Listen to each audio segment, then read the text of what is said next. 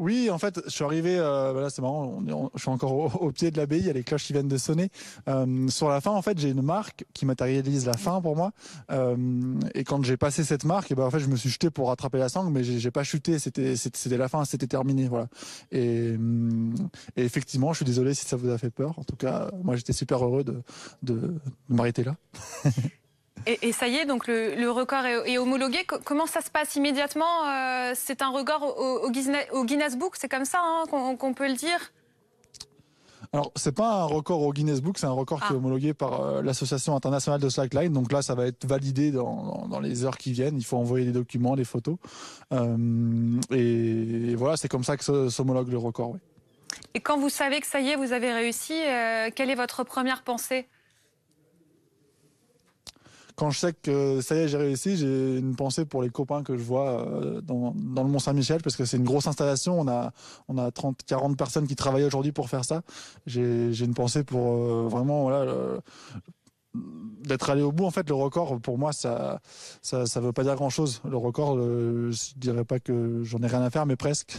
Moi, ce qui m'intéresse, c'est d'aller faire quelque chose de beau au Mont-Saint-Michel. Il se trouve que c'est un record du monde. Et ce qui est beau, c'est d'avoir partagé ça avec plein d'amis qui ont monté la ligne, avec tous les gens qui m'ont suivi sur le pont. Je suis parti de la Terre pour aller au Mont-Saint-Michel et il y avait une foule qui suivait en même temps. Et c'était hyper beau, en fait, de pouvoir faire ça tous ensemble. J'ai vraiment partagé la traversée et je crois que tout le monde l'a vécu de manière assez forte et c'est ça qui était beau. On voit l'image en même temps, j'imagine que vous avez pu vous regarder, c'est ce que vous cherchiez hein, à nous faire rêver ainsi, on a l'impression que vous marchez sur les nuages. Alors oui, j'ai pas encore eu le temps de voir les images. J'ai vu une photo de drone qui était magnifique et c'est oui, c'est ce que je cherche. Ça a fait rêver. Je me fais rêver moi-même. Hein, je vis des rêves un peu éveillés et puis je cherche aussi à émerveiller les gens qui vont voir ça. Et là, je crois que ça a été le cas et ça marche en direct. Ça marche aussi par la vidéo.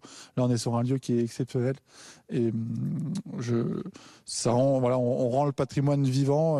Ce mont, il est là depuis des centaines d'années. Moi, je suis là pour quelques jours et j'ai visité le Mont Saint-Michel à ma manière. Quel est le message que vous voulez nous transmettre? Je disais tout à l'heure, ça nous fait du bien. C'est-à-dire qu'on commente tous les jours des actualités malheureuses. Là, le temps s'est suspendu à la rédaction de BFM TV tout à l'heure quand on vous a regardé. Je le disais vraiment, pendant 2 heures, on était avec vous. On a eu parfois les mains moites. On a tous hurlé quand vous êtes tombés. Bah c'est vrai que le message, c'est ça. Hein, je pense que c'est vous qui en parlez presque mieux que moi. En fait, chacun le vit à sa manière. Il y a un monsieur tout à l'heure qui est venu, il est venu à pied depuis Saint-Malo. Il a fait 60 km juste pour me voir. Et il m'a dit, mais ce que vous faites, c'est exceptionnel. Et puis en même temps, c'est tellement simple. Et c'est beau. Et c'est ça que, voilà, moi je pense qu'il y a pas forcément d'autres messages. Aujourd'hui, j'ai fait cette traversée aussi un peu pour une association. À chaque mètre que je marchais, il y a 1 euro qui est donné à cette association que je parraine. Ça, c'est important pour moi. Je l'ai fait entouré de plein de personnes. J'ai fait avec des sponsors qui sont des sponsors locaux, portés par les Tricots Saint-James qui m'ont fait venir ici. C'est vraiment un projet qui a été très, très, très difficile. Et ça montre aussi le message derrière, c'est qu'on peut soulever des montagnes, on peut faire des choses énormes dans ce beau pays et on peut faire ça tous ensemble. Et moi, j'aurais rien pu faire seul. C'est peut-être ça le message. Hein. C'est que moi, sur un fil, je suis pas grand-chose. Mais par contre, avec tous les gens qui ont poussé derrière et puis même quelque part vous qui le vivez aussi, c'est ça qui est beau. Voilà. N'importe qui peut s'y mettre vraiment, si jamais Laure Closier est là, par exemple. Si demain voulait se suspendre en haut d'un fil, vous lui donneriez quoi comme conseil? De mal faire, peut-être. Alors, comme conseil, c'est très simple. Hein. Vous mettez une sangle entre 2 arbres, vous essayez. Moi, c'est comme ça que j'ai commencé.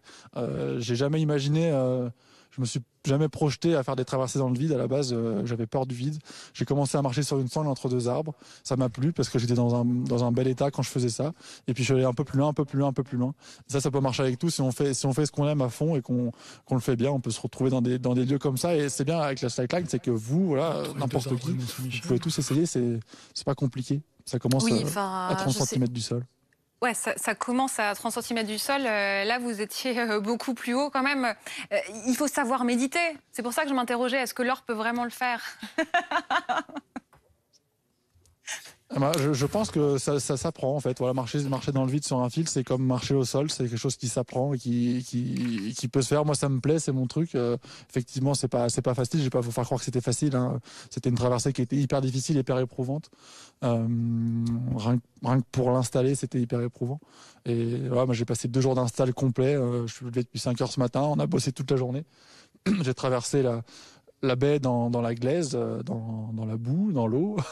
Et puis à la fin, je l'ai traversé par les airs et c'était, encore une fois, magnifique. Et je pense qu'on peut être fier aussi en France d'avoir ce patrimoine et je suis fier aussi de l'avoir fait vivre d'une autre manière et peut-être de l'avoir remontré. Enfin, je suis humble par rapport à ce mont. Hein. Moi, je suis pas grand-chose par rapport à.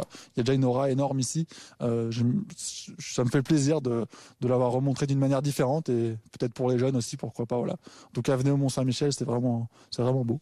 Oui, on a envie d'y être. Vous êtes parti d'une grue de 114 mètres de haut. Toute dernière question, le prochain défi, quel est-il ? Alors le prochain défi, il y en a plein, mais j'en ai un en tête qui ressemble un petit peu à celui-là en termes de distance et voilà, en termes de grandeur. C'est la Tour Eiffel, la Tour Montparnasse, voilà, à Paris. Entre ces 2 bâtiments, à Paris, c'est pas compliqué, il y a 2 tours, donc il n'y a pas 36 000 solutions. Le plus simple, ce serait de les relier. J'aimerais bien faire ça dans les années qui viennent.